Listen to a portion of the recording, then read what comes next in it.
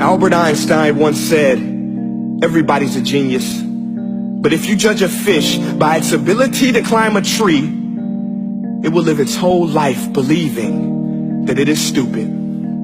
Ladies and gentlemen of the jury, today on trial we have modern day schooling. Glad you could come. Not only does he make fish climb trees, but also makes them climb down and do a 10-mile run. Tell me, school, are you proud of the things you've done? Turning millions of people into robots, do you find that fun? Do you realize how many kids relate to that fish swimming upstream in class, never finding their gifts, thinking they are stupid, believing they are useless? Well, the time has come, no more excuses. I call school to the stand and accuse him of killing creativity, individuality, and being intellectually abusive. He's an ancient institution that has outlived his usage. So, Your Honor, this concludes my opening statement, and if I may present the evidence of my case, I will prove it. Proceed. Exhibit A. Here's a modern day phone. Recognize it? Here's a phone from 150 years ago. Big difference, right? Stay with me. Here's a car from today, and here's a car from 150 years ago. Big difference, right? Well, get this. Here's a classroom of today, and here's a class we used 150 years ago. Now ain't that a shame? In literally more than a century, nothing has changed. Yet you claim to prepare students for the future? But with evidence like that, I must ask, do you prepare students for the future or the past? I did a background check on you and let the record show that you were made to train people to work in factories, which explains why you put students in straight rows, nice and neat, tell them sit still, raise your hand if you want to speak, give them a short break to eat, and for 8 hours a day tell them what to think. Oh, and make them compete to get an A letter which determines product quality, hence grade A of meat. I get it. Back then, times were different. We all have a past. I myself am no Gandhi. But today, we don't need to make robot zombies. The world has progressed. And now we need people who think creatively, innovatively, critically, independently, with the ability to connect.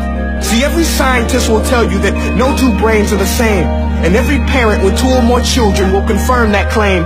So please explain why you treat students like cookie cutter frames or snapback hats, giving them this one-size-fits-all crap. Watch your language. Sorry, Your Honor, but if a doctor prescribed the exact same medicine to all of his patients, the results will be tragic. So many people will get sick, yet when it comes to school, this is exactly what happens. This educational malpractice, where one teacher stands in front of 20 kids, each one having different strengths, different needs, different gifts, different dreams, and you teach the same thing the same way?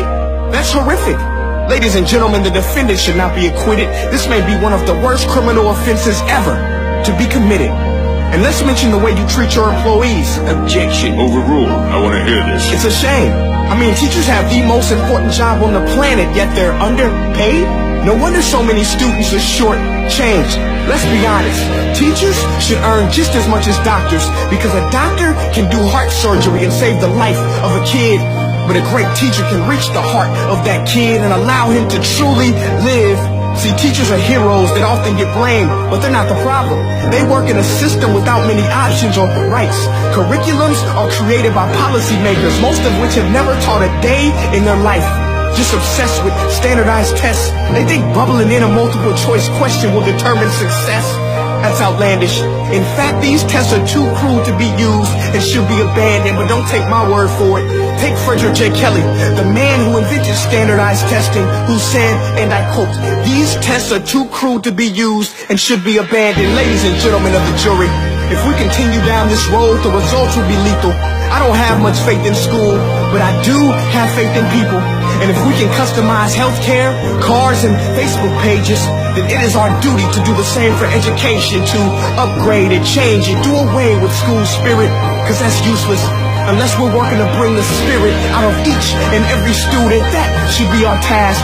No more Common Core. Instead, let's reach the core of every heart in every class. Sure, math is important, but no more than art or dance. Let's give every gift an equal chance. I know this sounds like a dream, but countries like Finland are doing impressive things.